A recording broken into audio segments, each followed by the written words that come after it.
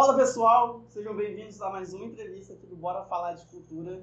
E eu tô com uma pessoa que está por trás de todo o movimento do teatro musical, que é um movimento que parece que vai ter uma longa trajetória pela frente. Provavelmente já devem ter ouvido ou visto falar da década de 60, década de 70, 80 e possível 90. A gente está aqui para não falar da mente que está ali pensando isso tudo, mas para conhecer e tentar arrumar alguma desculpa que se tornou quem ele é. Marcos Nauer. Eu tô muito nervoso aqui. Eu também. Eu gaguejei aqui na introdução. Eu tô gelado, cara. Obrigado.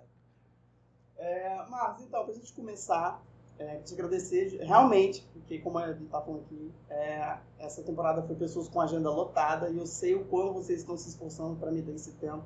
E o quão chato eu fui, talvez vocês estejam marcando para me livrar de mim logo, tipo, vou marcar com esse cara chato logo para ele me livrar dele. Mas é muito importante para mim esse trabalho, estar com vocês e vocês falarem um pouquinho da vida de vocês aqui pra gente. Para começar, a gente sempre tem uma pergunta inicial, que é: qual contexto social e cultural você nasceu? O que acontecia? Quais são as suas lembranças? O que te contaram? Talvez você era pequenininho, um ano, meses ali. Como que era isso? Veio ao mundo. O que aconteceu, né? Nasceu e aí... Bom, eu sou de Minas Gerais, que é um estado muito católico, né? Um estado muito conservador. E eu nasci numa família exemplar da igreja, uma família da igreja católica, e os meus pais eram líderes dentro da igreja. Então eu fui criado dentro deste universo, mas também podendo me expressar artisticamente, porque a igreja sempre tem música, né? Sempre tem teatro, a igreja também é um polo de artistas. Muitos nascem na igreja. E na igreja eu tive a oportunidade de começar a desenvolver também o meu lado no teatro, né? Fazendo as apresentações, aos poucos dirigindo, ainda com pouca idade. E minha mãe viu isso também como um talento e me incentivou. Então também tive esse incentivo da minha mãe de me colocar num curso, de ver a aptidão no filho. Não, olha, vamos desenvolver. Também é uma aposta dos pais, né? Porque aquela paixão poderia... só um hobby. E aí encerrar por ali. Mas se tornou mesmo uma vocação fazer arte para mim. E o que acontecia no cenário cultural? Você lembra da região? Porque você nasceu em qual cidade de Minas? Governador Valadares. Governador Valadares, que não é uma capital. Não, é uma cidade então, do interior. Assim, como que era essa questão cultural que você tem de lembrança, assim? E eu nasci em 1982. Então, mas a minha lembrança é toda da década de 90, né? Dos anos 90. A lembrança de ter uma infância muito feliz, muito devotada à televisão. Era uma infância muito focada em assistir o que estava sendo passado ali de conteúdo, mas ao mesmo tempo tendo uma experiência na rua, né? De brincar na rua, de ter uma liberdade infantil, que também é uma coisa cultural de cidade pequena, né? Que você pode sair, se divertir com seus amigos, começar a criar um grupo. E eu comecei também ali, aproveitando essa oportunidade, a criar também pequenos encontros artísticos na minha casa. Isso com 10, 11, 12. E aí fazia peças, montava circo, fazia uma apresentação, mas também por essa facilidade das crianças se encontrarem na rua, sabe? E não ficarem só no celular. Mas a televisão estava ali o tempo inteiro sugando a nossa atenção. E na infância, esse lado cultural da minha cidade é uma batalha. Porque os grupos que existem no interior de qualquer cidade, de qualquer estado, são grupos considerados amadores, porque não conseguem viver da sua própria arte. Porque o espetáculo não vai pagar a conta, porque a cidade não investe mesmo na cultura. As pessoas não têm o interesse, né, em assistir um espetáculo. Então é uma experiência de grupo que é muito interessante, que é você fazer tudo. Então desde cedo você aprende a atuar, claro, num grupo, mas também a escrever, a fazer figurino, a resolver coisas do cenário, a pensar na luz.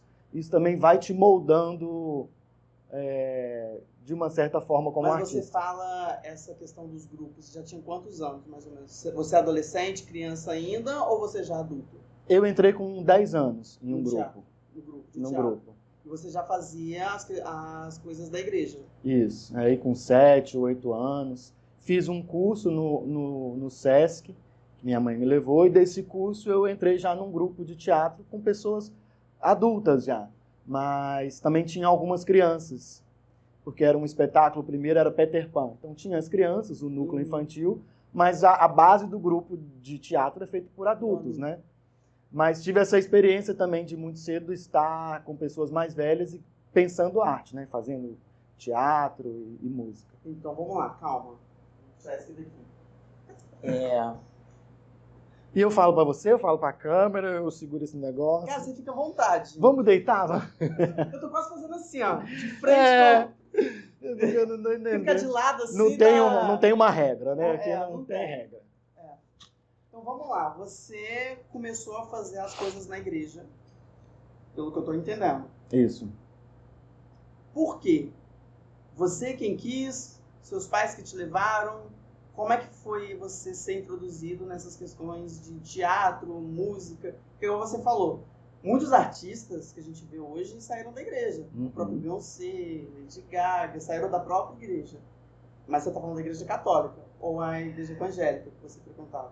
No meu caso era católica, mas a evangélica lança música, né? Muitos talentos. Muitos talentos da mesma forma. Mas essa busca, essa ida a fazer, como é que foi? Partiu de você? Os seus pais já viam alguma coisa em você? Ou alguém da igreja viu e falou assim, leva esse garoto?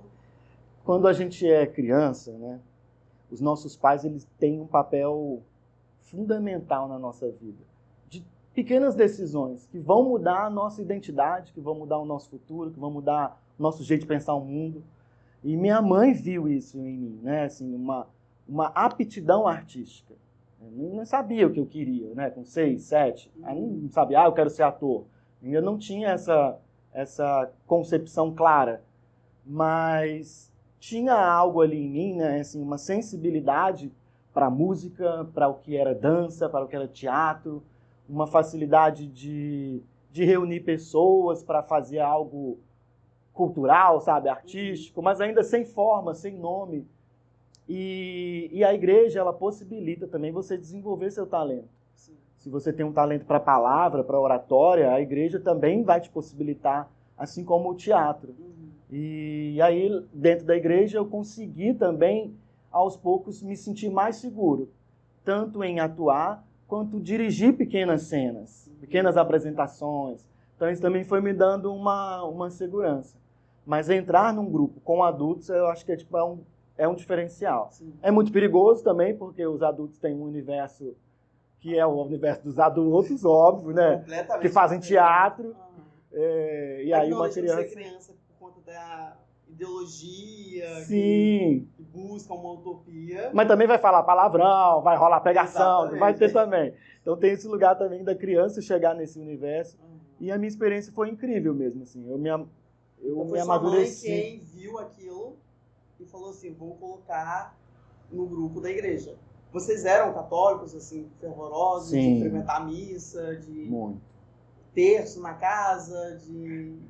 Teve todo o clichê mineiro, sabe? Minha mãe, ministra da Eucaristia, meu pai, celebrante, né? Junto com o padre, no sentido de faz as celebrações. Fez catecismo. Não, é todo o processo católico, né? De batismo, catecismo, primeira comunhão, crisma. E é interessante a gente ver a mente da sua mãe, mesmo vindo de uma cidade do interior de Minas, na década de 80.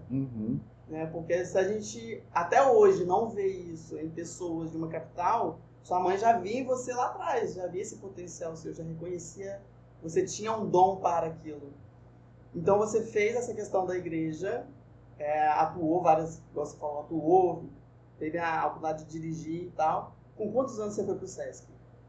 Eu tinha ali 10 anos, mais ou menos. 10 anos. Já tinha uma bagagem amadora da igreja. Uma vivência. E tudo acontece ao mesmo tempo, assim, né? De você estar dentro da igreja, eu estava fazendo curso, já tinha entrado para o grupo de teatro, então foi uma experiência mista. Você já estava no grupo quando você foi fazer o Sesc? Sim. Na verdade, o grupo foi tipo uma audição.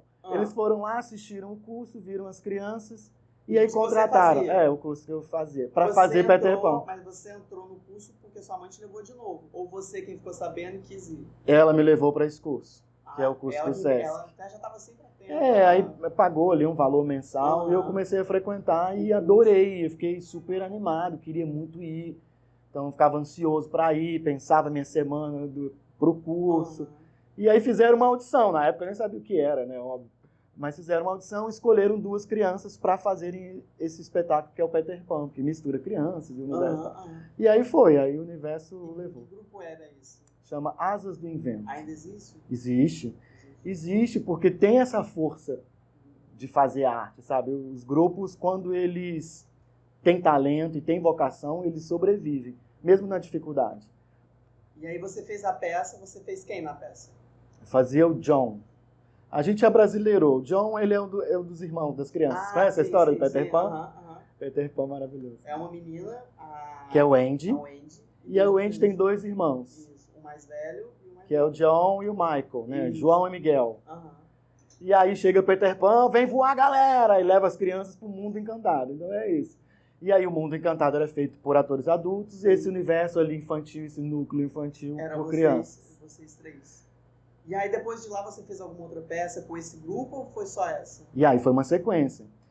Tem uma... Então conta aí, a partir daí que você entrou no grupo, como é que foi sua vida? Então dentro de um grupo, o grupo precisa sobreviver primeiro, né? Pagar as contas. Tem o espaço e pagar as pessoas. Então o grupo está sempre criando novos espetáculos. Tem uma necessidade de criar coisas, né? Você não para. Então acaba um espetáculo, já está criando o próximo. Então foi uma sequência de várias peças que foram sendo feitas. E aos poucos também dentro do grupo eu fui tendo a oportunidade de me desenvolver como um escritor, de propor cenas, de dirigir alguns espetáculos. Qual foi o seu primeiro espetáculo? Você tinha quantos anos? Acho que eu tinha uns 15, 16. Já dirigia uma companhia de gente adulta? Já. E aí escrever pequenas cenas, ainda não tinha escrito uma grande peça. Porque naquele momento, meu foco realmente era atuar. E a escrita foi vindo aos poucos mesmo. Entendi. Você ficou no grupo quanto tempo? Foram acho que uns 12, 11 anos. Você ficou lá então até os 20 anos. E como é que ficava a escola? Isso. Como que era a sua relação com a escola? Eu sempre fui Caxias, isso era zero problema. Eu era muito estudioso. Você é um estudioso, você é muito nerd, né? Um pouco, sou. Um pouco? Sou nerd. Eu acho que... não sei se é nerd, porque nerd tem um lado pejorativo, né? Assim, de acusar, enfim. Você faltava aula? Hã? Você faltava aula? Faltava para ter experiência, entendeu? Para me sentir rebelde. Você faltava aula? Não sei, não lembro, acho que não. Tá vendo? Não fica mal que você faltou de aula. Eu liguei pra professora se sinta culpada. dele, cara. Tem que viver, tem que viver. Falei assim, Fernanda, pelo amor de Deus, eu preciso do Hugo amanhã. Tem como liberar ele? Como ele tá fazendo a mesma faculdade que eu fiz, eu conheço os professores, tem WhatsApp. Gente, a gente tá indo pra uma prática, entendeu? A gente tá indo fazer... Cara, por favor, ele... Não, eu faltava assim, eu vou falar com a Fernanda, ela vai liberar. Vai liberar, vai entender. Gente. Ela agradeceu, ela falou assim, não, tá liberado, obrigado por avisar que ele vai voltar, isso tá tudo certo, tô ciente. Aí ele recebeu mensagem aqui, aí ele falou assim, posso falar o nome? Ah, eu já falei várias vezes, né? Ela tá puta, porque o pessoal tá chegando atrasado na aula, do céu. Tá vendo? Você não tava pra levar esse porro. Mas não foi também. Não foi também. Mas você sempre... Tá avisado. Mas tá avisado que você não foi hoje. Então, mas você sempre foi que nem o Hugo, assim, nerd. A gente aprende muito na prática mesmo. A minha geração era uma geração que ou você fazia uma faculdade ou você não tinha um futuro profissional.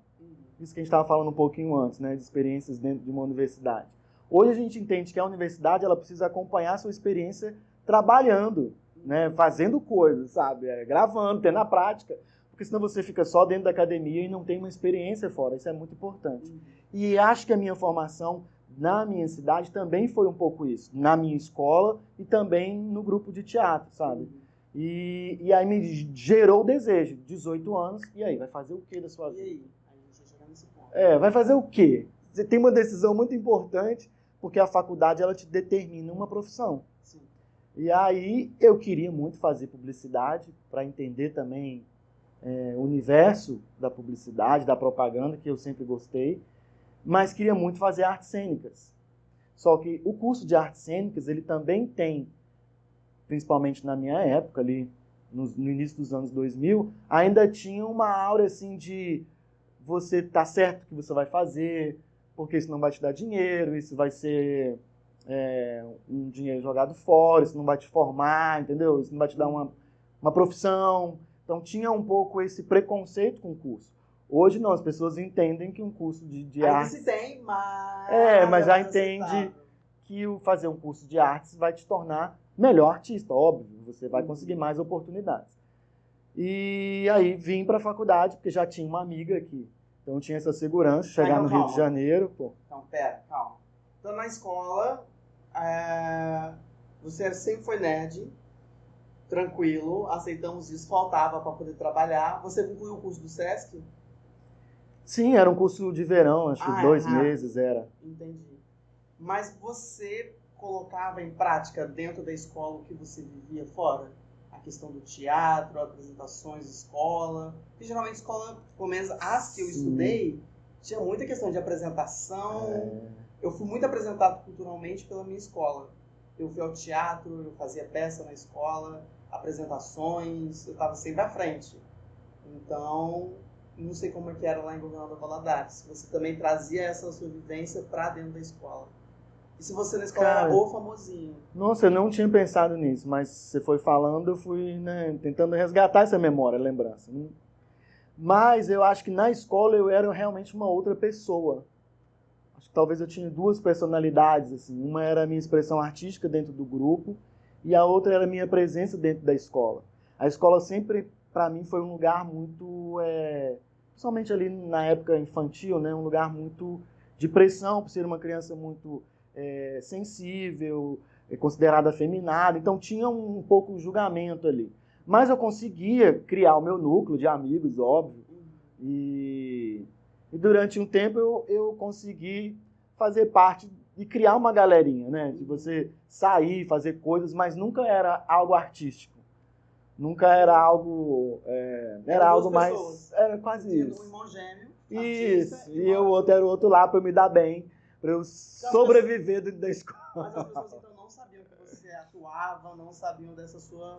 Sabia, mas não tinha nenhuma importância. Era como a importância de você fazer uma aula de balé, como você... Né? Universo infantil, criança, foda-se o que tu faz em teatro. Não tinha uma relação ainda de entender o que isso significava, sabe? Mas já na acho que é mais adolescência depois. tinha, não? Sim. Porque vocês já faziam as peças, as pessoas iam te ver. Sim. E aí te viam e você tava na escola. Cara, eu fiz muita animação de festa, com 15, 16. Tipo, uma fase que a gente tem vergonha de tudo. E foi uma época que eu joguei a vergonha fora e fazia animação de festa com o meu grupo. Que você tem sketches, você leva pequenos sketches para uma festa infantil. Aí você chega... Mas que festa infantil? Você vendia isso? É um produto. E ganha-se dinheiro com isso. Não é um espetáculo, é uma animação de festa. Hoje em dia tem produtos de tudo, né? Tem produtos de brinquedos, tem animação de festa com bonecos, animação de festa com peças. Mas esse grupo seu era o grupo da escola ou era o grupo do teatro? Do teatro. Eu nunca tive grupo na escola de teatro. Não, o seu grupinho que você falou de sair. Sim. Grupo de amigos, né? Não era um grupo de amigos. Não, nunca era nada artístico. A gente saía pra comer, a gente saía pra ir ao cinema. Não, era muito universo de... Sabe, é um universo infantil, porque nada é sobre o outro, é sempre sobre o grupinho, sabe? Então eram 6, 7 amigos. Caraca, você falou e as pessoas se amavam. 3 pessoas. Não, era uma gangue, 7. Mas aí Formação de quadrilha com você. Isso também, uma geração... Se fosse no Rio, entrou pela porta de trás do ônibus, acabou, meu filho. Geração anos 90. Tem um lugar de andar em grupo, andar em bando, se sentir confortável com mais pessoas, ter mais oportunidade de conviver com mais gente, né? Que você não está tanto nas telas. Você tem contato com esses 7? Sigo no Instagram, tenho notícias, mas não tenho... vivência. Você vai para lá, você chega a visitar, você vai na casa? Não tem essa relação. E o grupo Acho que se rompeu. O grupo, sim. O grupo... O grupo é para sempre, né? É um laço de amizade, de amor, de entrega, de dedicação. O grupo vai mudando, é a Nasa Amaral que continua como a diretora, a presidente, e ela que faz o grupo sobreviver. São pessoas muito fortes, muito guerreiras, e ela é muito talentosa. O grupo vai renovando e eu sempre vou lá. Eles têm um festival anual na cidade de teatro, que é um festival importante para Minas Gerais. E é bem legal. E aí tá, você passa na faculdade, decide, publicidade. Eu fiz publicidade de manhã e artes cênicas de tarde. Então fazia as duas ao mesmo tempo. Você passou aonde? Não passei de primeira vez, decepção total, fiz. Qual? Eu tentei, né, mas não deu Você não deu, não passou de Eu tentei cinema na UF, tentei publicidade e propaganda, acho que é o UFRJ. Isso foi quando? Isso é 99, 2000. Não tinha um Enem. Que Você Enem? tinha que fazer vestibular raiz. Fazer a prova. Sofrer, entendeu? Roer as unhas. Entendi. Aí você veio, fez a prova. Vim, fiz a prova. Na verdade, Quais eu vim, provas? fiz na época tem muito curso. Hoje tem também, cursinho, né? Aham. Preparativo para vestibular. Então eu vim, fiz 4 meses e testei. Fiz 4 provas, fiz em campo. Fiz 4 ao mesmo tempo. Aqui no Rio. Uma em Campinas e 3 no Rio. Quais Não eram as era. opções? Era cinema, publicidade, propaganda, artes cênicas eu tentei uma vez também. E aí não rolou. Não estava preparado também. Aí voltei para Minas. Quantos anos você tinha? 18, né? 18, 19, acho. Aí quando você veio pela primeira vez, você já ficou na casa da sua família. Ou não? Já fiquei com ela. Tá. E aí? Aí você voltou para Governador Valadares, chorando. Foi. Fiquei triste na época, mas entendi que era o momento, entendeu? Foi super importante minha volta. Meus pais estavam separando. Foi um momento importante ali de... E aí, depois de 6 meses, passei. E aí passei em 3, eu tive que escolher. Fiquei no Rio e fiz 2. Você passou em 3 quais cursos? Cinema também ainda? E cinema na UF, passei artes cênicas na Unirio e publicidade e propaganda na SPM. E aí eu fazia uma de manhã, saía do curso totalmente formal, playboyzinho, rico. Era no centro, que é a SPM, mas é bem... Playboyzinho e ia para um lugar, o jardim mágico da Unirio, era fantástico. E como que foi fazer 2 faculdades simultâneas, que querendo ou não, elas se conectam? Tanto é que você faz isso hoje. Sim. Eu tinha um pouco essa consciência de... Você já sabia o que você queria ali, quando você passou? Eu não sei hoje, vou saber aquela época. Justo. Tô brincando. Naquela época eu queria muito fazer publicidade, para que os meus pais também ficassem felizes, porque eu ia ter um diploma de uma profissão séria, e teria lá... Publicidade já era sério? Hã? Publicidade já era sério? Era, né? Até porque ele estava pagando, né, a faculdade. Porque Então... hoje em dia publicidade não é sério. Não é? Claro que não. Qualquer Não? um faz publicidade sem ter publicidade. Ah, sim, o mercado que você está falando, né? A faculdade tem que se reinventar, a SPM está se reinventando. Entende muito que hoje não adianta mais o mesmo curso que eu fiz. Eu fiz publicidade, comunicação social, habilidade em publicidade, propaganda e marketing, que é a escola. Mas hoje eu vejo muito, acompanho um pouco a faculdade, a SPM, vejo muito ela se renovando, criando cursos mais diferentes, mais contemporâneos, que tem a ver com o dia de hoje. Mas foi importante, eu fazia uma de manhã e ia de tarde para a Unirio. Tá, aí você falou que você tinha um diploma de uma profissão séria, que era publicidade. Isso é pensamento do meu pai, eu não achava isso não. Isso, e foi fazer teatro. Uhum. Idade para você. As duas eram para você, mas o teatro populava mais, o teatro, né?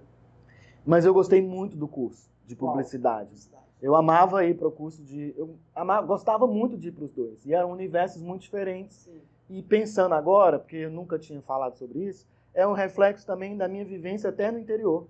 Então eu tinha uma vida na SPM e uma vida na faculdade. Eu tinha uma vida na escola e uma vida dentro do meu grupo. É a mesma coisa, sabe? Mas dentro da SPM, os meus amigos iam assistir as minhas peças aqui no Rio. Então eu consegui aos poucos também me expressar artisticamente dentro da SPM. Você já tinha quantos anos aí? Aí é 20, 21, 22, é época de faculdade, né? Mas então, e como que era dentro da faculdade de publicidade as pessoas saberem que você já era ator? Isso refletia no comportamento? Sim, né? Momento de apresentar, de fazer as coisas. Que era isso? Por que eu falo isso? Porque quando a gente foi fazer uma entrevista com o Edmilson Barros... Maravilhoso, já fez uma peça com ele. Divertidíssimo. Tá nessa temporada aqui do Bora. Muito bom. Tô te falando, cara, essa temporada tá foda. E o que ele falou era que, assim, que ele trabalhava na Petrobras, mas também era ator da Globo. Entendeu? E Essa aí vivência. era completamente diferente a vivência dele. E aí por isso que eu tô te perguntando, como que era essa questão da... que ele falava que as pessoas lá na Petrobras comentavam, falavam e etc. Então me gerou essa curiosidade de saber como que era o comportamento das pessoas na publicidade com você. É mais um incentivo para fazer coisas dentro da faculdade, por exemplo, apresentar Você um teve trabalho. espaço para isso? Tive, né, ali no meu pequeno núcleo.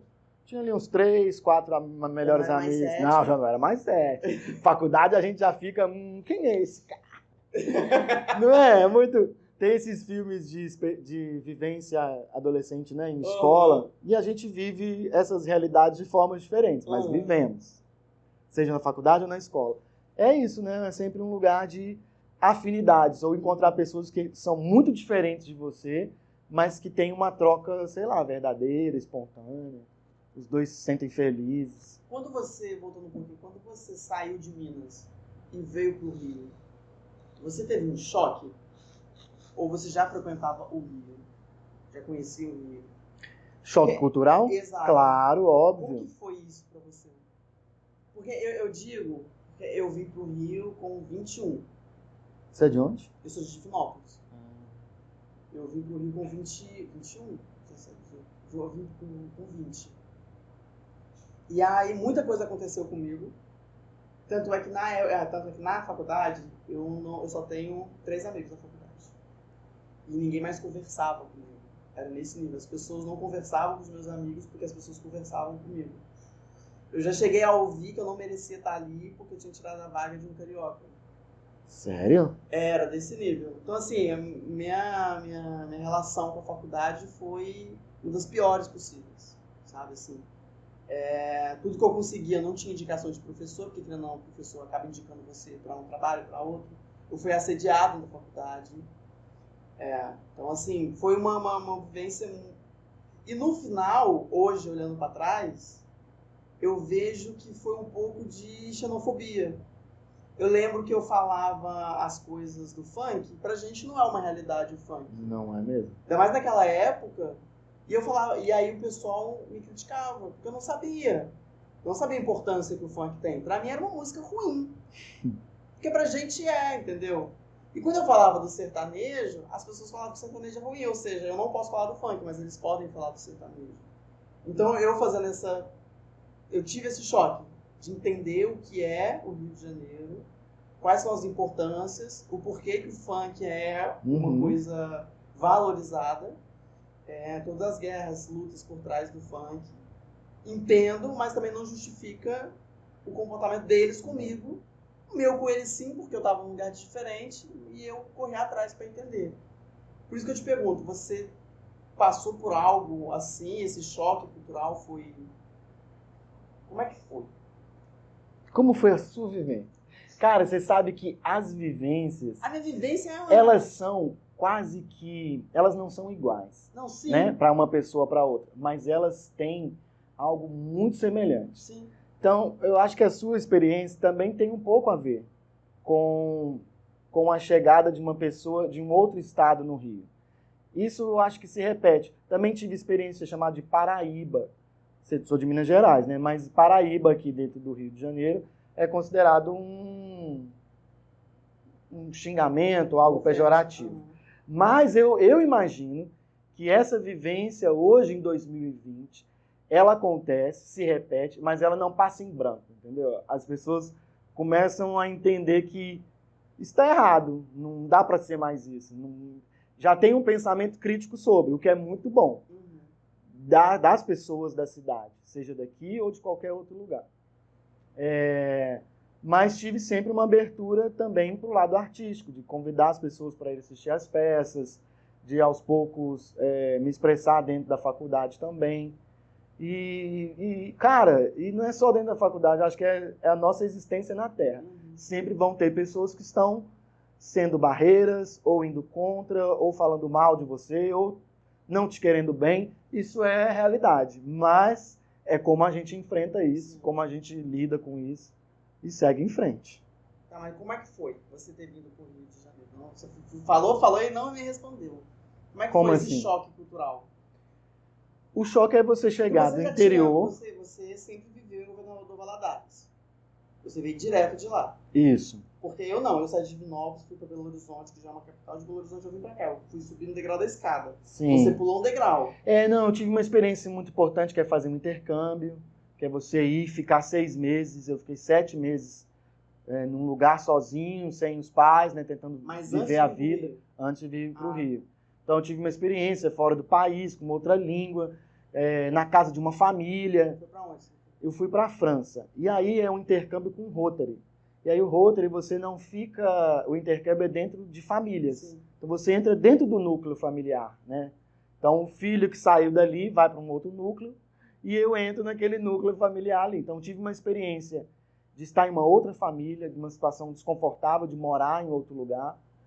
E aprendi muito. Então, quando eu vim para o Rio, a questão de morar sozinho já foi um degrau.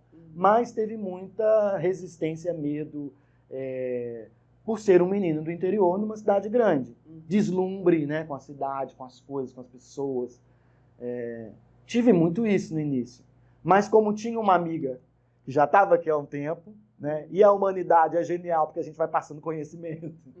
Foi ela que me disse, olha, Paraíba não deixem de chamar de Paraíba.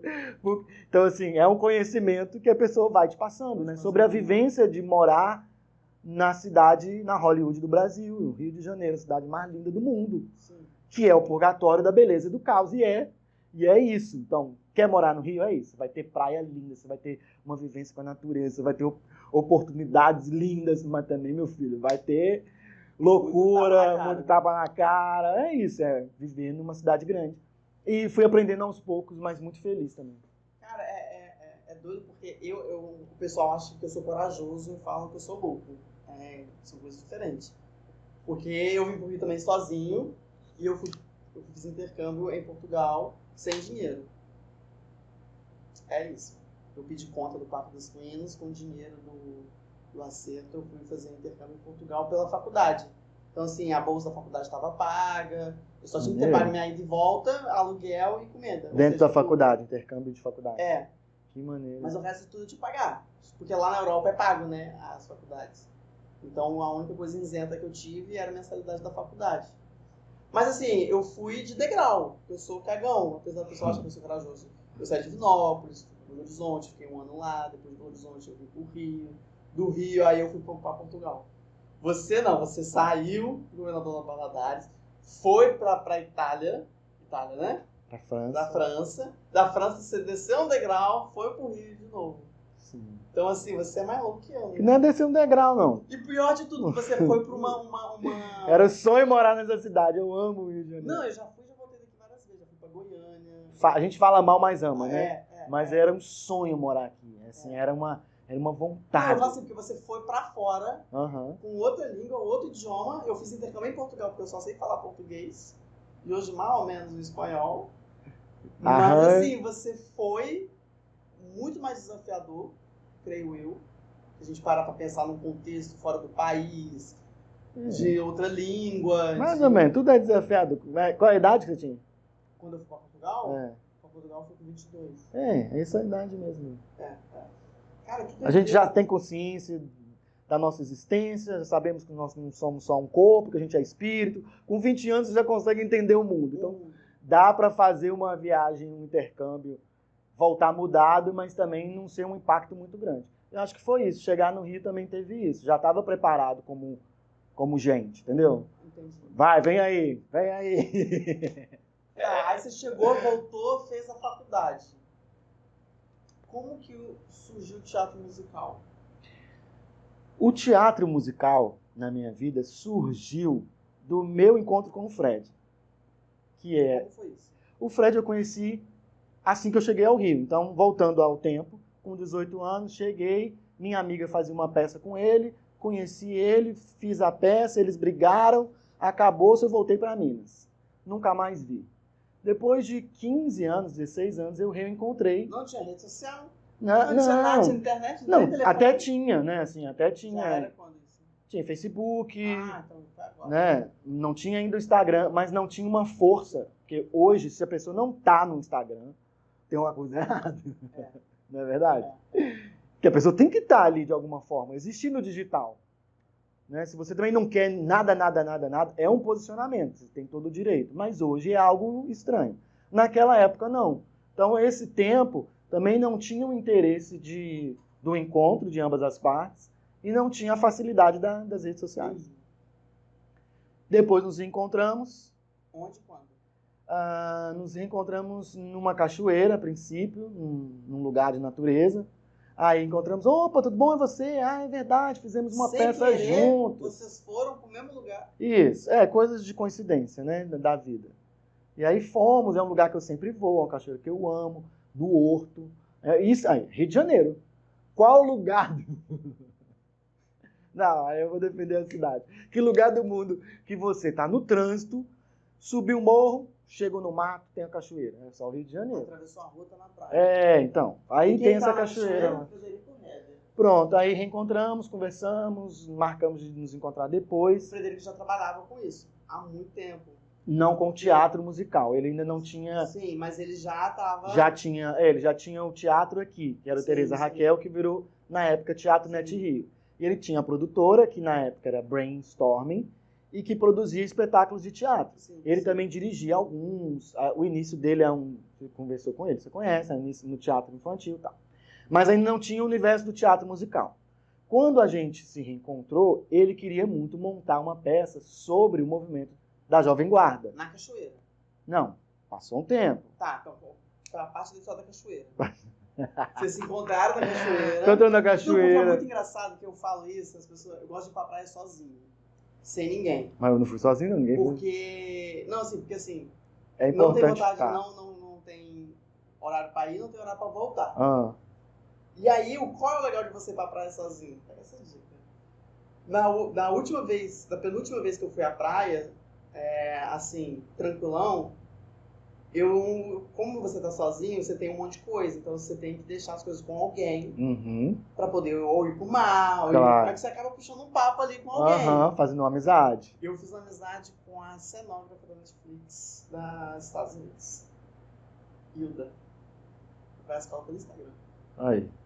Encontros do Rio de Janeiro. Por isso que eu fiquei interessado no seu contato da cachoeira. Como é que foi isso? Muito bom. E você é um cara de network, né? Essa é uma habilidade, conversar, de tocar, de falar. Eu tenho muita dificuldade de fazer tento. programas sozinhos. Mas eu vou também. Vou à praia sozinho, vou à cachoeira sozinho. Nesse caso aí eu fui com o Espaguete. Tava lá com o Espaguete. Tava lá na cachoeira. Eu sempre levo todo mundo nessa cachoeira, porque pra mim é um lugar mágico. Vou te levar. É um lugar lindo, delícia. Vai rapidinho, 5 minutos, subiu, tomou um banho maravilhoso da cachoeira. E ela é simples, dentro de uma gruta. Não é uma cachoeira com uma queda gigante, não, entendeu? É um lugar legal pra ir. Rápido, não tem poço. Não, é que bate aqui Eu não assim. vou no mar, sabe, né? Eu não vou pro mar. Mas eu vou, por que você vai pra praia? Eu vou morrer afogada? Você não nada? Eu já tentou me levar 2 vezes. É mesmo? Já afoguei? Não. É em Saquarema. Então esquece. Eu vou. Aconteceu uma vez, nunca mais. Aconteceu 2, vai acontecer 3, 4, 5, 6. Não vai Foco mais. toma banho. Ou faz muita oferenda pra ela. Pois é, mas é sério, a Foco toma banho. Não. Porque geral o chuveiro tá aqui. Geral enfia a cara. Uhum. Eu sei enfiar a cara, eu afogo. Eu tenho que pegar aqui, ó, fazer assim. Eu afogo. Vidas passadas, hein? Tem algo eu aí? tenho pavor de água. Sério? Sério. Por isso eu tô perguntando, é raso? Porque se não for raso, eu não entro. Não, lá é muito tranquilo. É bem rasinho e você entra dentro de uma pedra, de uma gruta, um lugar mágico, aí lá dentro cai uma água. Assim, e você entra dentro de uma pedra. É uma experiência. Tá. Não é uma Tô esperando o cachoeira. convite, já fez o convite, tô esperando a data agora. Tá bom, Mas se vai, tiver um fala. solzão. Cachoeira Frederico Heder. Isso, aí nos reencontramos, começamos a sair, namoramos, casamos. Peraí, vocês casaram? Vocês namoraram? Casamos de morar junto, né? Não no papel. Mas e o peguete? Era um peguete, virou ex-peguete. Ele era chileno, tava passando o carnaval. Peguete ficou. História, carnaval. Mas ele também é um grande artista, e aí, acompanho nas redes sociais. Essa é a vida de 2000 e pouco. Hã? Tem contato? Claro. Ele é artista Fala. lá? Aonde? Sim, tem uma galeria. Não, o cara é incrível. Tem uma galeria assim, no meio do deserto, uma galeria de arte. Muito legal. Tá criando arte, fazendo coisas lá na vida dele, eu acompanhando e aplaudindo. Entendi. Então aí você encontrou o Frederico nessa cachoeira, casaram, Isso. e aí você já trabalhava ou já era formado? Ou ainda estava se formando? Eu já tinha me formado. Na época que a gente se Atuava com o conheceu, quê? eu tinha um grupo de teatro. Dentro da faculdade da Unirio, eu fiz faculdade com a Tata Werneck. A mãe dela, a Cláudia Werneck, tem uma ONG chamada Escola de Gente, que naquela época começou a falar sobre diversidade, sobre inclusão, sobre acessibilidade do teatro. A Tata convidou os amigos na faculdade e aí nós criamos um grupo chamado Os Inclusos e os Cisos. Era um grupo de teatro e a gente falava sobre inclusão em vários lugares. A Então, Tata sempre fala desse nessa época eu estava no grupo como ator, éramos 5 pessoas, e dentro desse grupo eu fui também crescendo, escrevi, dirigi, fiz o primeiro espetáculo infantil com acessibilidade, enfim. E aí criamos muita coisa. Nessa época eu estava no grupo e eu estava dirigindo o grupo, estava dirigindo Um Amigo Diferente. Um Amigo Diferente foi o primeiro musical para crianças com os recursos de acessibilidade, com intérprete, com audiodescrição, com legenda. E a temática falava sobre um menino que era considerado esquisito na escola. E era um musical com as músicas da Maria Gadu e o elenco, e era um espetáculo musical. Então foi o primeiro, acho que eu tinha 24, 25... A ideia foi sua. Não sei a idade, 26, não sei, 26, 27, acho que era essa idade. Mas já estava formado. Já tinha me formado na faculdade. Mas aí a ideia foi sua, de escrever, a idealização. O Amigo Diferente foi uma ideia da Cláudia Werneck de adaptar o livro dela, que é um livro dela. Eu peguei o livro e criei o espetáculo musical. Mas até chegar esse momento, a gente fez muitas viagens, a gente viajou o Brasil inteiro com um grupo, fazendo espetáculos, pequenas esquetes. Foi uma grande experiência também. No meio do caminho você conheceu o Frederico. Isso, mas eu já estava dirigindo já, fazendo Um Amigo Diferente. Entendi. E aí começamos a namorar, moramos juntos. E... não sei. Então, data, sei lá, acho que 2010, 2012, não sei. 2014, sei lá. Porra!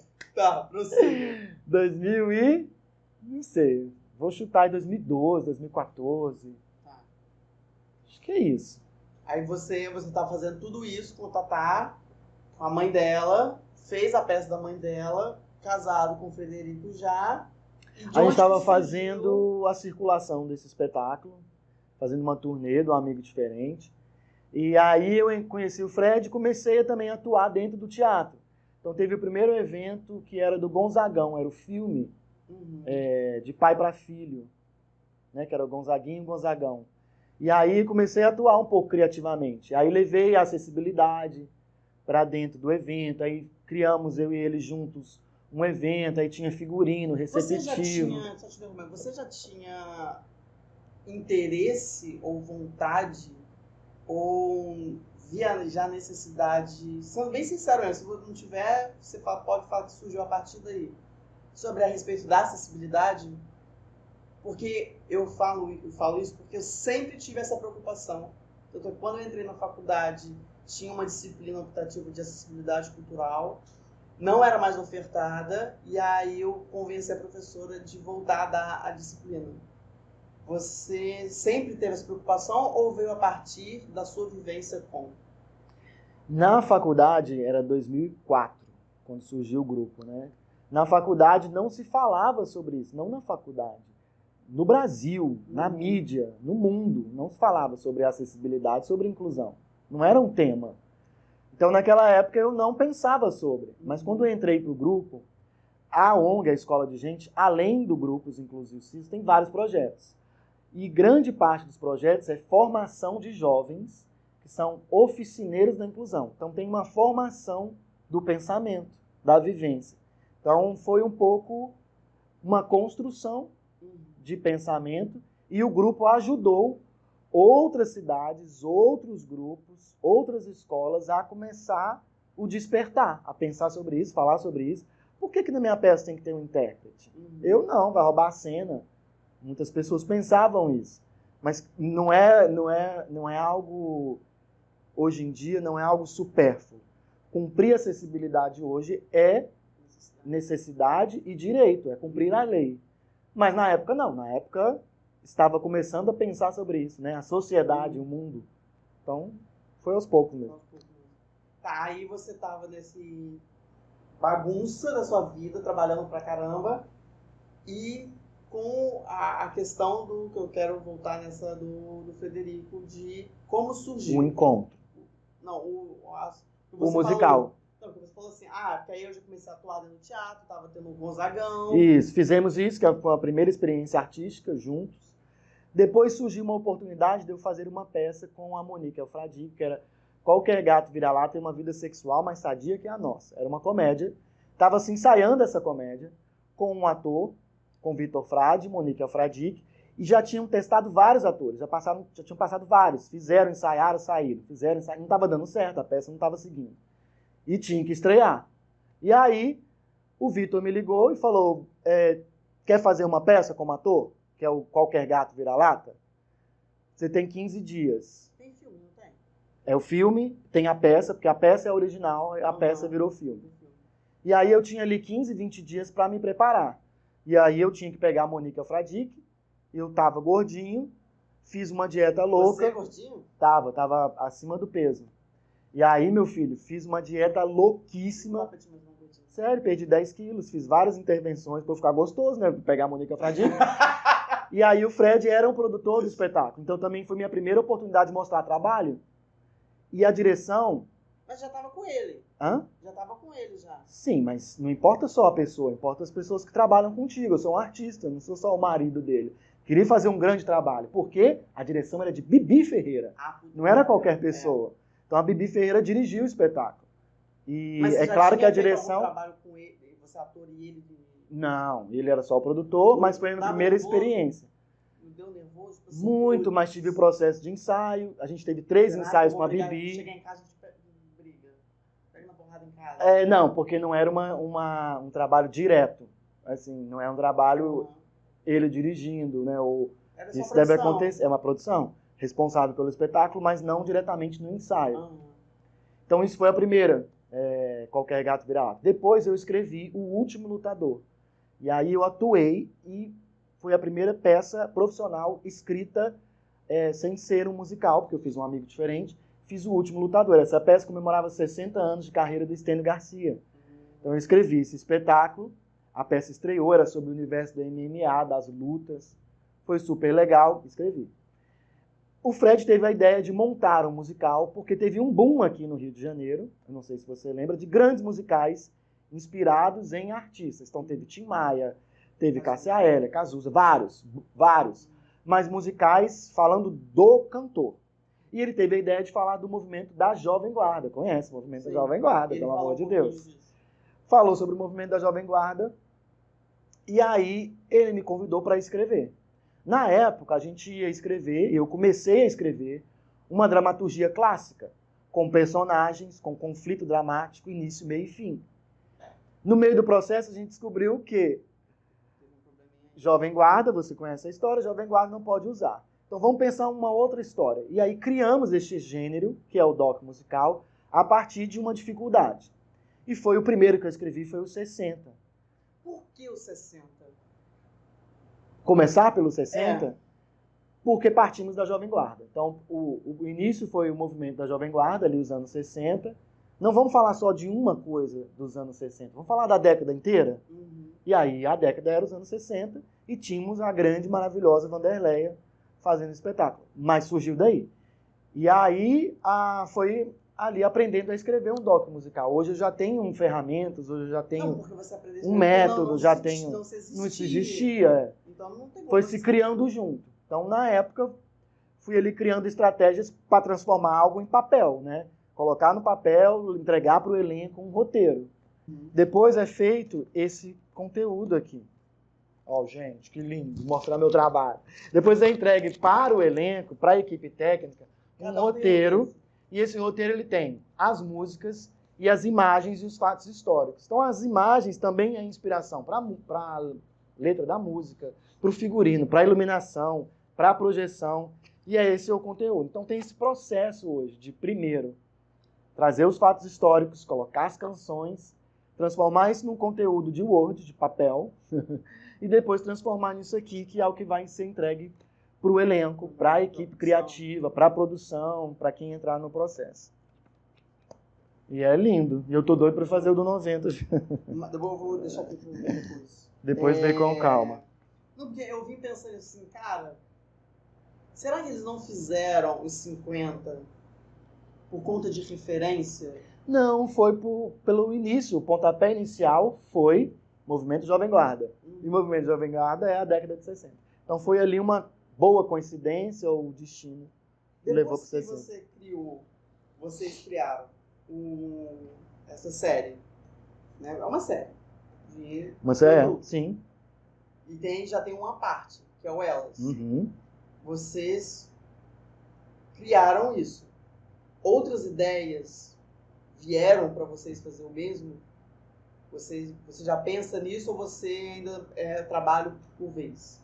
Vamos fazer o 80 acabou agora, vamos fazer o 90. 90 acabou. Bom, a gente tem alguns embriões de ideias, né? De desenvolver argumentos, já tem vários argumentos, já tem alguns projetos impressos, já tem algumas outras ideias. Sempre no formato do doc musical. Muitas pessoas perguntam, mas só vai fazer isso, vocês dois? Nesse momento, sim, eu e Fred, como uma dupla, vamos investir em algo que nós criamos, que é o doc musical. Então, os espetáculos que fizermos juntos, e ele vai fazer outros, como ele tem feito o circo, eu também tenho feito outros, muito conteúdo do YouTube, trazendo pessoas da internet para o teatro. Também tenho feito outras coisas com a Quarta Dimensão, mas eu e ele nós vamos fazer o doc musical. Então tem vários projetos. O Elas Brilham também surgiu de uma vontade de fazer esse conteúdo, esse formato, mas não ser sobre a década, ser sobre um outro assunto. Então ela surgiu e é um sucesso. Agora, é lindo demais, é um musical. Gente, eu assisto, eu me emociono sempre. E agora vai para 11 cidades no Brasil inteiro, vai circular. Eu só ouço falar, nunca vi também. Lindo, muito lindo. Vai ter em Petrópolis, que é o mais pertinho aqui do Rio. Tá, se você puder assistir. Ok, você teve esse encontro com o Fred. E aí depois surgiu isso, vocês casados, vocês terminaram, ok, vida segue. Os 60 fizemos ainda juntos. Depois dos 60, já estava no processo meio de separação, né? Que demora sempre um tempo. A gente sempre prolonga mais do que é necessário. Mas aí, nos 70, a gente já estava separado. Então, o 70 já foi criado meio cada um com seu universo. O 80, principalmente. E o 90, hoje somos grandes amigos. Cada um no seu universo. Então, vou voltar para o seu universo. Até então, você só estava com teatro. Pelo menos a gente só falou de teatro. Sim. E a publicidade, onde ficou nesse período? Olha, ela ficou no meu raciocínio para escrever os projetos, para escrever as ideias. Eu não atuei mais numa área como publicitário, especificamente. Mas todos os meus projetos foram escritos pensando no que eu aprendi na faculdade, na minha vivência de produto, de praça, de preço, de como posicionar um produto, posicionar aquele projeto no mercado. E é claro que a experiência, ela nunca vai te tirar a prática, a experiência teórica, né? O que você aprendeu na faculdade não é o que você vai viver na vida, esquece. Se você está com esse pensamento, meu filho. Então, o teórico, ele me ajuda, mas a vivência é o que você vai viver. Então, o que eu vivi ali, também fui me formando e aprendendo durante o processo da coisa. E o Quarta Dimensão surgiu de onde? O Quarta Dimensão, eu criei a empresa para eu começar a escrever os meus projetos em editais, em Lei Rouanet. A empresa é de 2008. Tinha ela a empresa como um CNPJ, mas ela não funcionava como uma sede, né, um lugar físico. E aí depois eu encontrei o Rafael, que é o meu parceiro aqui, meu sócio, na criação desse espaço da Quarta Dimensão. Aí é o mesmo ciclo. Namoramos, casamos. Mas já acabou. Essa experiência já foi. Só. Só sócio. Aí, beleza, criamos esse espaço. Criamos lá em Minas, porque na época estávamos em pandemia, o mundo inteiro em pandemia. Foi 2008 ou 2018? Não, aí já estamos, meu filho, estamos aí em 2020.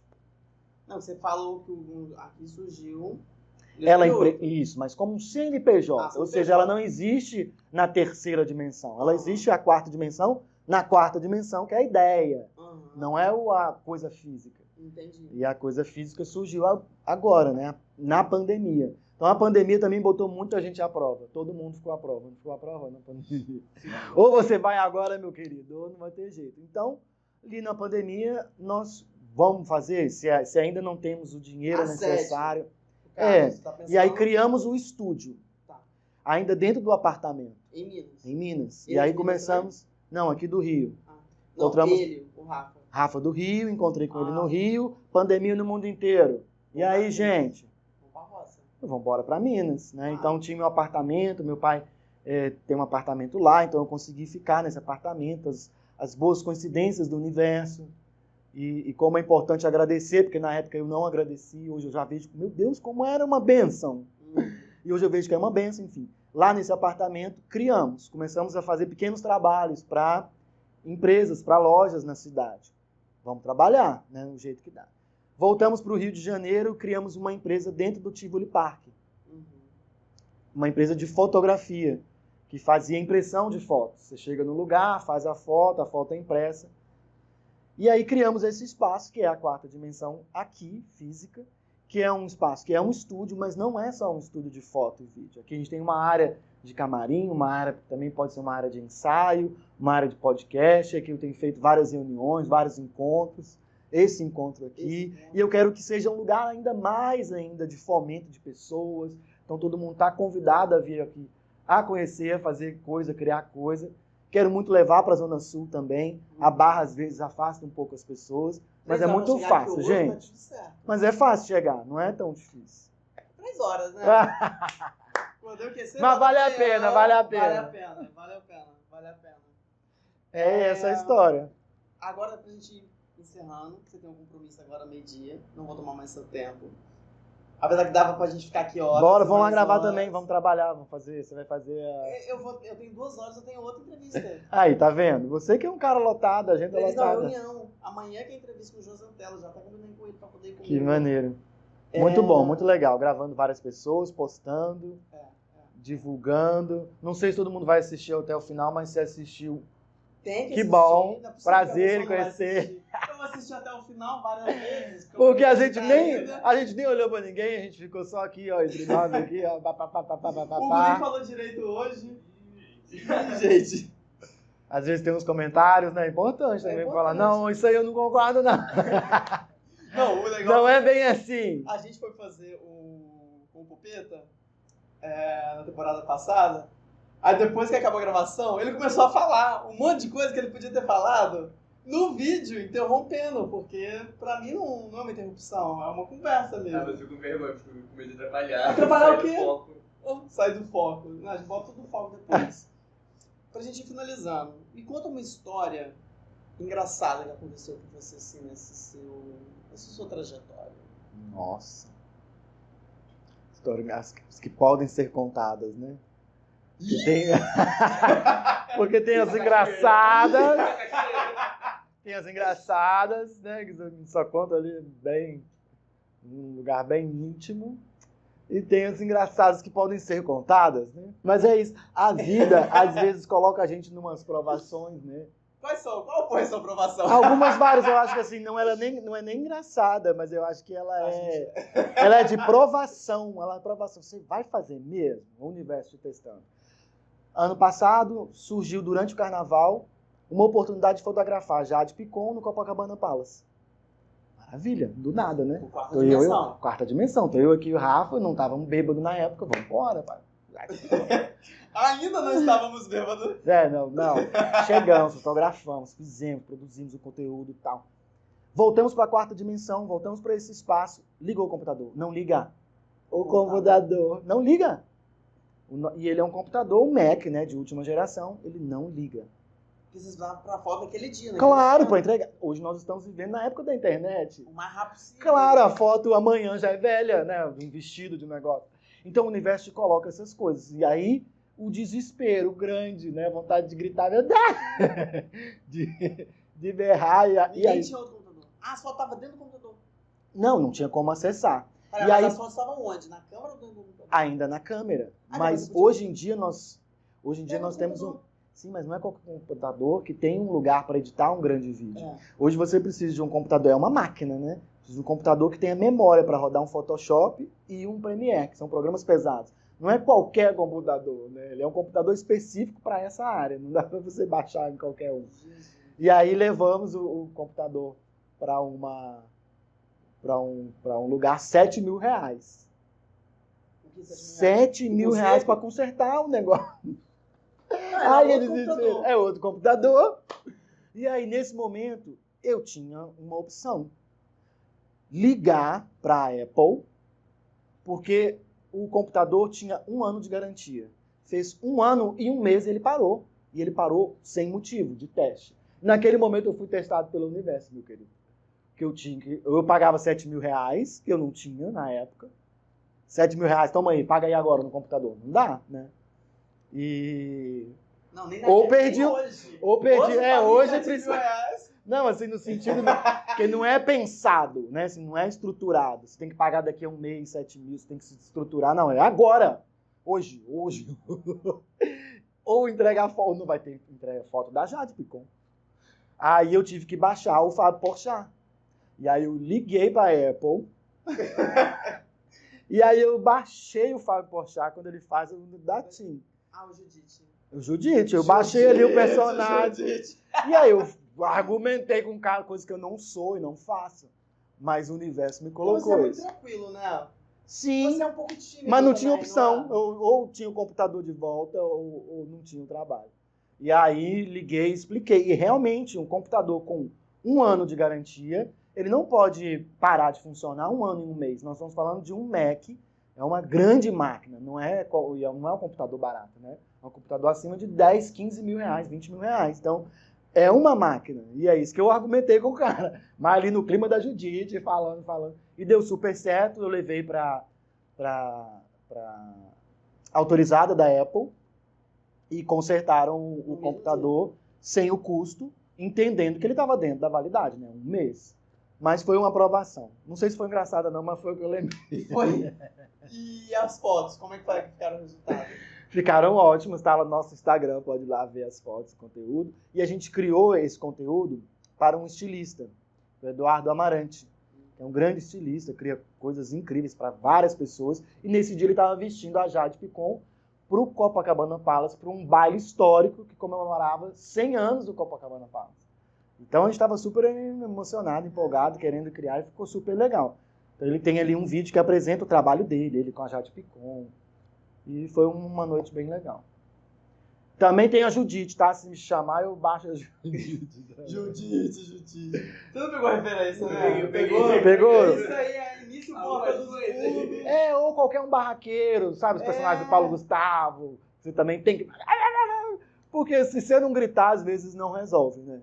Se você não se posicionar Eu também... não tenho paciência, né? Então assim, eu resolvo tudo. Não, mas eu tava no meu direito. 1 mês eu não acho justo. Nossa, eu já 1 tinha. mês de garantia Eu tenho 7 mil. ansiedade, com certeza eu tinha tido uma crise. Não, na verdade eu ia resolver o problema, depois, corpo calmo, aí a mente explode. Aí depois de ansiedade, com certeza. Nossa, misericórdia. Hoje eu vim com 3 horas de antecedência achando que não ia dar tempo. Falei assim, meu Deus, eu vou chegar atrasado. Agora, deu pra super gente certo. realmente finalizar, Vamos. uma mensagem final que você gostaria de deixar. Uma mensagem final. Nossa, que poético. Agora eu tenho que baixar aqui, né? Você não pode ser. Larga a Judite! Claro, gente. Uma mensagem final. Eu acho que qualquer outra mensagem que não seja que nós vivemos aqui hoje pode parecer meio decorado. Então eu quero falar sobre a nossa experiência, o nosso papo aqui, que foi meio intimista até, conversando sobre as nossas vivências como jovens, como pessoas que querem fazer arte, como pessoas que acreditam na arte como uma forma de cura, de salvação, de modificação da sociedade. Eu digo para vocês se manifestar artisticamente. E nós estamos num momento, numa era, e falo isso também para mim, tenho colocado isso em prática, numa era super importante que é a era digital, e que você tem feito, criando esse conteúdo aqui. Te dou os parabéns, porque é uma coragem de você produzir, às vezes não vai ter o melhor momento, não vai ficar com a melhor luz, não vai ter o melhor áudio, porque você está criando, você está na ação. E a gente, às vezes, nos coloca impedimentos para não realizar. Então, faça mesmo não sendo perfeito. É o que eu tenho tentado, postado conteúdos, postado a minha experiência, tá participando aqui também hoje desse papo. Geralmente não é um lugar que eu me sinto muito confortável, mas estou me jogando, conversamos. Então é isso, a minha mensagem é essa: se jogue, faça arte, se manifeste artisticamente e divulgue, poste na internet. E se quiser criar um conteúdo de qualidade, agora eu vou fazer o meu merchan. Ele é muito merchan, ele é muito do marketing. É só porque eu lembrei agora, porque nós temos agora meio-dia, e aí eu estou ouvindo barulhos aqui embaixo, do Rafa, da Mayara, da equipe, que nós vamos gravar agora, meio-dia, um vídeo de uma hamburgueria, que também são de influenciadores, que também é um cara jovem, que também está fazendo isso, está se jogando, abriu a hamburgueria com amigos, não está esperando estar perfeito para fazer, mas está lá, criando, e nós estamos indo criar esse conteúdo agora. E se você também quiser fazer fotos e vídeos, vem conhecer a Quarta Dimensão, não só isso, eu quero muito que esse espaço aqui, e se você depois quiser fazer uns takes, eu também posso te mandar esse material, para conhecer aqui o estúdio, quero que seja um lugar movimentado, cheio de gente, artístico e com ideias. Então é isso. Você conhece a Dênia do marketing? Quem? A Dênia. A Dênia? Você não conhece a Dênia? Não. A garota do marketing? Quem é? Gente, não é possível que você não conhece. É o meme? Não, é um boneco amarelo. Não conheço. Tá de sacanagem. Um personagem. Você vai pirar na Dênia. Foi igualzinho a Dênia. Igualzinho a Dênia. Eu fui a Dênia. Você não conhece a Dênia? Não, vou ver agora. Vamos dar um Google. Hugo, pega pra mim o negócio. Então, a gente nessa temporada tá dando uma lembrancinha dos nossos entrevistados. De forma de agradecimento, assim. Que legal. Pra tentar realmente agradecer esse tempo, esse espaço, sua história principalmente. Como você falou, eu fiquei com medo, receio de você não ficar à vontade para conversar, para tudo mais. Por isso que eu gosto de fazer na casa da pessoa, porque a pessoa está em casa. Tá Aí relaxado. eu pensei, ele quer fazer um trabalho, ele fica mais no trabalho do que em casa. Mas aqui é minha casa, né? Então, aqui tem sido a minha casa, quero que seja mais. Só para me tranquilizar, que eu botei isso na minha cabeça. Então é um mini planner. Ah, que ótimo. Cultural para acompanhar você. Bora falar de cultura. Ah, que lindo. Olha, personalizado, gente. Você, óbvio. Eu mais bonito, óbvio, né? Com uma foto melhorado, feita aqui. Inteligência artificial. Não, foi uma foto É a foto que nós fizemos da primavera. Roubei no Instagram. Linda, amei. Nossa, arrasou. Adorei as metas do ano. Ir mais ao teatro, dançar. Não esquecer de viver, que às vezes eu esqueço também. Sentir saudade, isso eu já sinto muito. Aqui, né? Elogiar mais as pessoas, apaixonar, rir mais. A gente riu um pouquinho. Bastante, eu ri. Eu aí amei. São as metas de você colocar o espetáculo do mês, os filmes que você quer ver, muito. Os livros. E quero fazer, vou usar como incentivo isso aqui. Porque Vitor Maia já saiu usando o negócio. Eu saí da casa dele e já rabiscou um negócio. É legal já ir preenchendo, né? Eu vou. Obrigado. Eu que agradeço. Vou finalizar aqui para qual? Para essa aqui, né? Gente, hoje eu tive do meu lado uma pessoa que eu tava cagando de medo, a mão tá suada, com medo de ser um babaca na frente dele. Mas eu acho que deu tudo certo. Ele teve uma vida recheada de encontros e desencontros, mas esses encontros ficaram e surgiram todo o trabalho que ele tem hoje e vão vir muito mais encontros. Então, hoje eu tive com o Marcos Nauer, ele que é a mente por trás de todo o doc musical. Muito obrigado, Marcos. Obrigado você. Somos várias mentes, né? Mas eu estou super feliz de estar aqui. Ele é humilde. Estou feliz e acho que foi super legal, foi super divertido. Obrigado. Eu que agradeço. É isso. Tchau.